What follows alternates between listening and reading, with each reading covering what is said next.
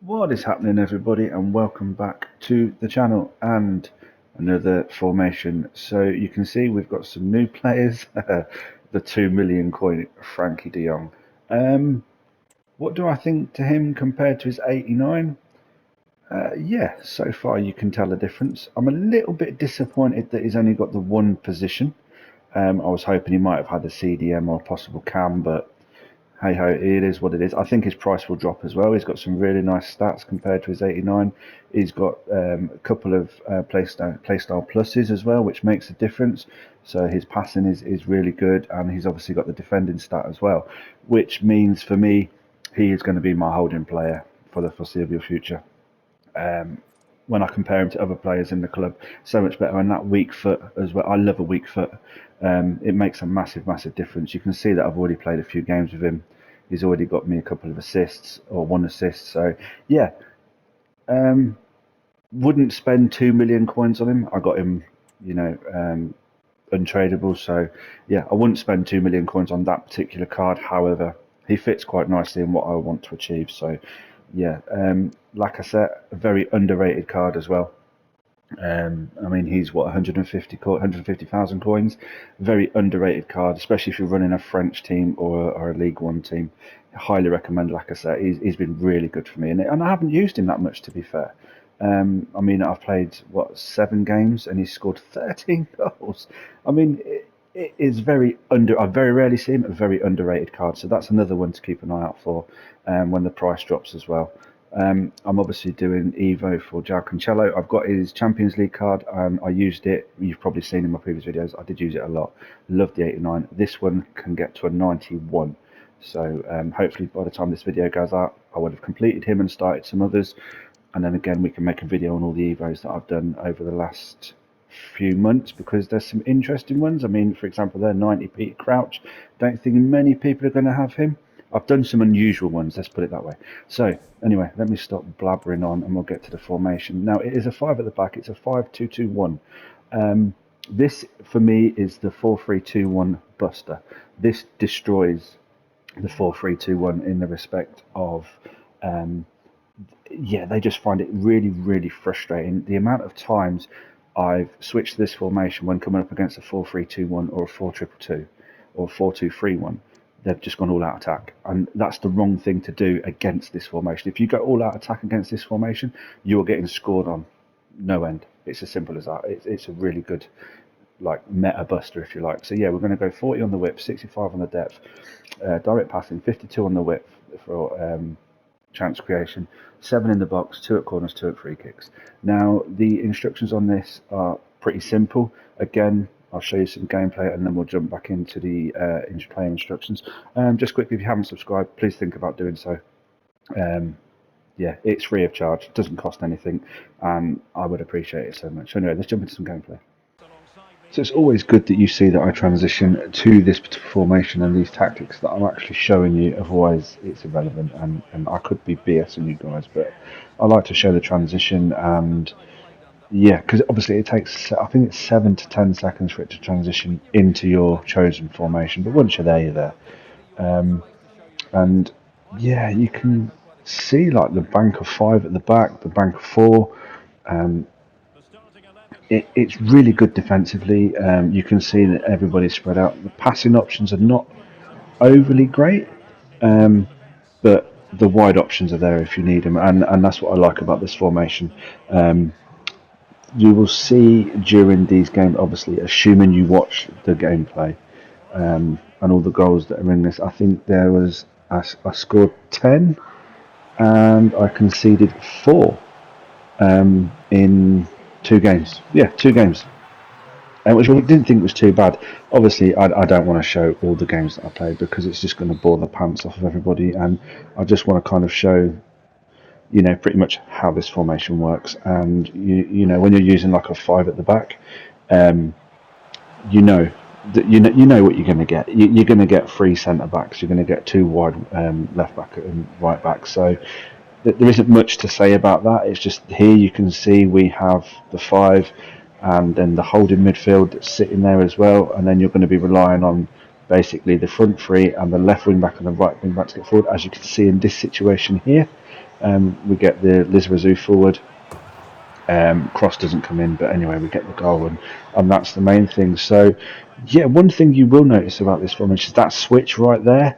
Is I've said it before at 5 at the back formations. That switch is your get out of free jail card. You know that is going to be your lifeline if you get stuck or you find that it's just not happening.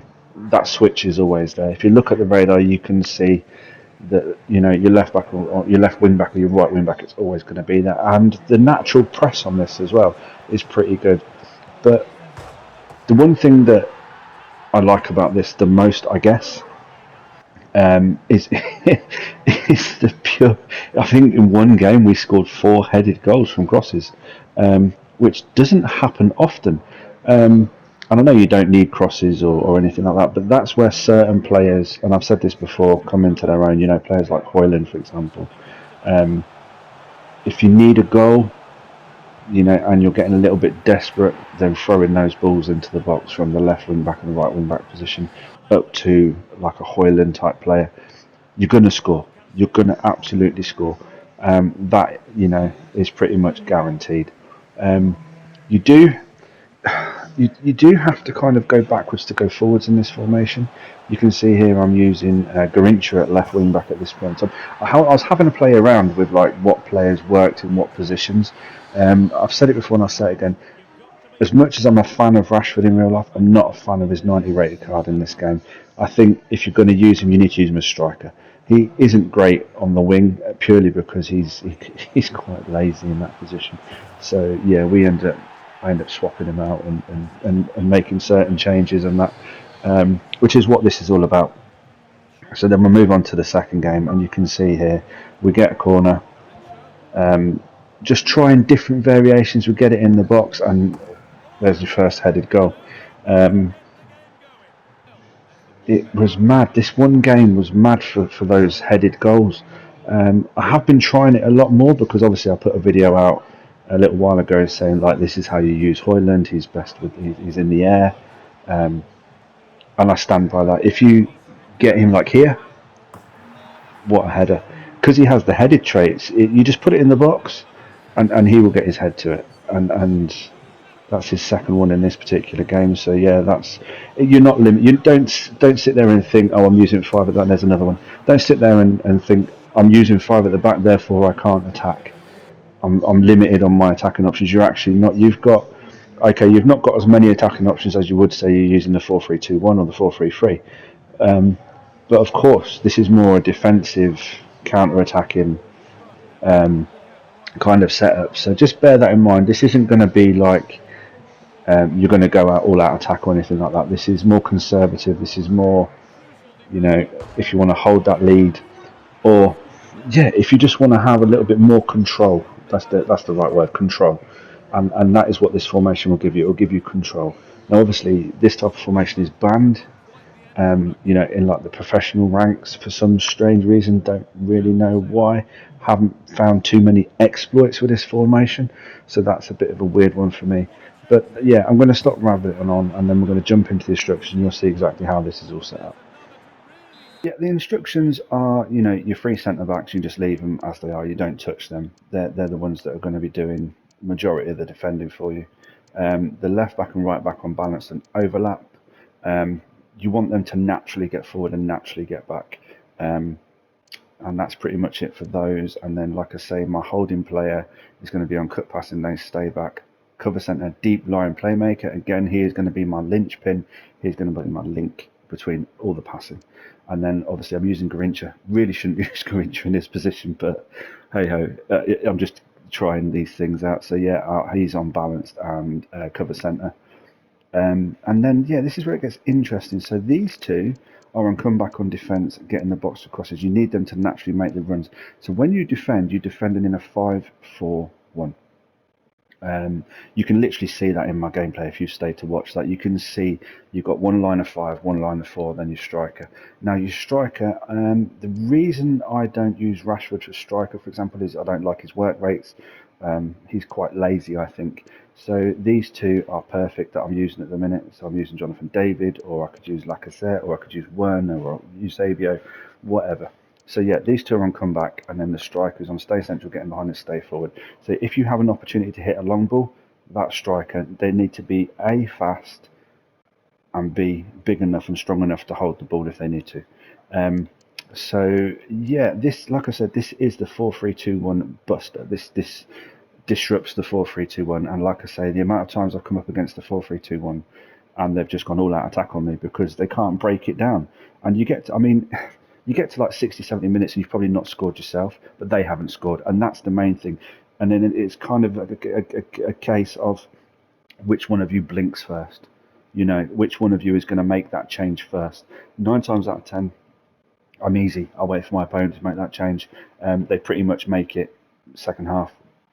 So then I know as soon as they start pressing me, I know I'm going to score a goal because, again, if you've watched the gameplay, you'll see that my front three, if you like, I get 3v2s, 3v1s, and you know the rest is history. And this is perfect. This is ideal for those crossings as well. So if you're using somebody like Højlund and you want to get a cross in and you want to get a head on the ball, perfect for this as well. So yeah, hit that like button if you like what you see. Let me know in the comments if this helps you out at all. Subscribe if you haven't already, would really appreciate it. And yeah, so we've had a mini player review ish, and we've had a new formation to try out. So yeah, let me know how you'll get on. Take care.